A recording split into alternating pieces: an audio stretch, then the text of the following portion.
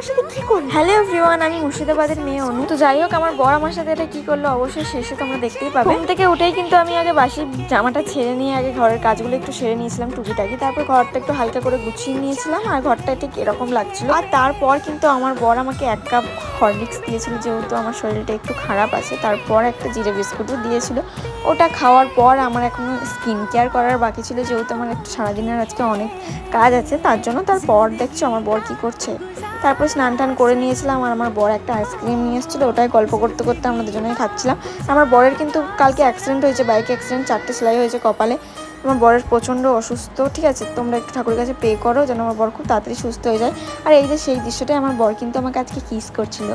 তারপর কিন্তু আমার খাওয়াটা আজকে দুপুরে মিস গেছে। আমার ঘুম থেকে ওটাই আমার বর আমাকে একটু চিকেন পকোড়া এনে দিয়েছে, ওটা রেডি হয়েই খাচ্ছিলাম, তারপরে ভিডিওটা কমপ্লিট করছিলাম। তো আমাদের মধ্যে দুজনের জন্য এরকমই হতে থাকে সারা জীবন। তো টাটা।